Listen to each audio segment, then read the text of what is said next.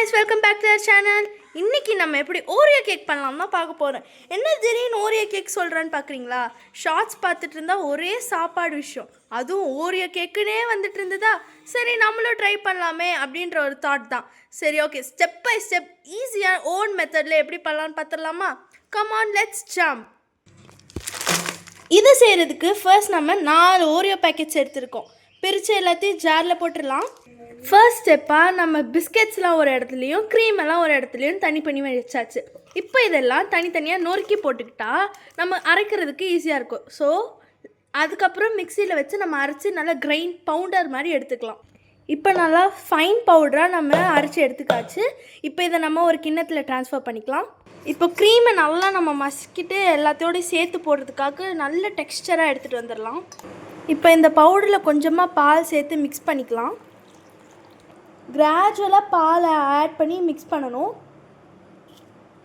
So அப்போ தான் நம்மளுக்கு அந்த கரெக்ட் டெக்ஸ்டர் எப்படி வருதுன்னு தெரியும். ஸோ நிறையாவும் ஆகிடக்கூடாது, கம்மியாகவும் ஆகிடக்கூடாது.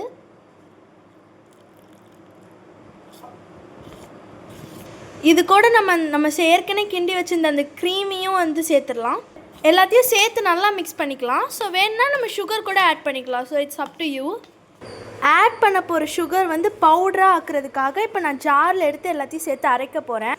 பவுடராக ஆக்குன சுகர் இப்போ நம்ம ஆட் பண்ணலாம். ஏன் நம்ம பவுடராக ஆக்குனதை ஏன் அப்படி ஆட் பண்ணணும் அப்படின்னு பார்த்தீங்கன்னா, இது வந்து ஏற்கனவே பவுடர் டெக்ஸ்டரில் தான் இருக்குது. ஸோ இதை வந்து நம்ம சாலிடாக இருக்க சுகர் ஆட் பண்ணோன்னா கொஞ்சம் டிசால்வ் ஆக டைம் எடுக்கும். ஸோ அதனால தான் நம்ம இப்போ பவுடராக இருக்கிற சுகரை ஆட் பண்ண போகிறோம். அப்புறம் கொஞ்சமாக நம்ம பேக்கிங் சோடாவும் சேர்த்துக்கலாம். இதை நம்ம இப்போ எல்லாத்தையும் நல்லா சேர்த்து கலக்கிக்க போகிறோம். நெக்ஸ்ட் நம்ம ஸ்டெப் ப்ரீ ஹீட்டிங். இப்போ இந்த பாத்திரத்தில் தான் நம்ம கேக் பண்ண போகிறோம். ஸோ இதில் நம்ம லைட்டாக நெய் தடவிக்கலாம். ஸோ வந்து இது சிக்கியான ஒரு சர்ஃபேஸ் தர்றதுனால நம்மளுக்கு ஒட்டாமல் கேக் வந்து வெளில வரும். இப்போ நம்ம இந்த பட்டர் பேப்பரில் உள்ளே வச்சிடலாம். இதை ட்ரான்ஸ்ஃபர் பண்ணுற டைமில் ஒன்று சொல்லவா, பட்டர் பேப்பர் இல்லைன்றதே ஆரம்பித்ததுக்கப்புறம் தாங்க ஞாபகம் வந்தது. அப்புறம் தான் தெரியும் நம்ம ஸ்கூலுக்கு மேக்ஸ்க்கு ஏற்கனவே நம்மளுக்கு பட்டர் பேப்பர் தேவைப்படும்னு சொல்லிட்டு. ஸோ அதை நம்ம எடுத்துட்டோம். இப்போ பார்த்திங்கன்னா நாங்கள் குக்கரில் வச்சிட்டோம். இதை 20 to 25 minutes நம்ம ப்ரீ ஹீட் பண்ணிக்கலாம். இப்போ குக்கர் நம்ம செட் பண்ணியாச்சு. அண்ட் விசிலை கவுண்ட் பண்ண ஆரம்பிச்சிடலாம். ஆக்சுவலி என்னோடய ஃபர்ஸ்ட் டைம் ட்ரைக்கு இது ஓகே தான் நினைக்கிறேன். கொஞ்சம் நல்லாவே வந்திருக்கு. புசுன்னு தான் இருக்குது. லெட்ஸி கவுத்தி பார்த்துட்டு எப்படி அவுட்கம் இருக்குன்னு பார்ப்போம்.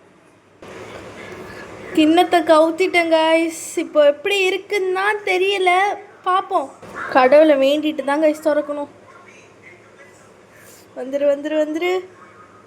ஓ my God, super result guys. இந்த பட்டர் பேப்பர் மட்டும் எடுத்துகிட்டு பார்ப்போம். இங்கே பாருங்க, சூப்பராக வந்திருக்கு. கேக் சூப்பராக வந்திருக்கு கைஸ். வெட்டி பார்ப்போம்.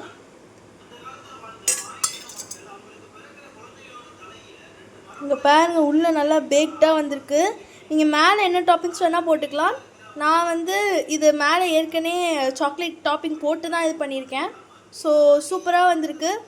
அண்ட் டேஸ்ட்டும் செம்மையாக இருக்குது கைஸ். நீங்கள் கண்டிப்பாக ட்ரை பண்ணலாம். நான் இந்த ரிசல்ட் எக்ஸ்பெக்டே பண்ணல. பிகாஸ் இதை நான் ஃபர்ஸ்ட் ட்ரைனால் இருந்தாலுமே இதோட ஸ்பான்ஜினஸ் டெக்ஸ்டர் எல்லாம் சூப்பராக இருக்குது கைஸ். ஸோ லைக் பண்ணுங்கள், ஷேர் பண்ணுங்கள், கமெண்ட் பண்ணுங்கள்.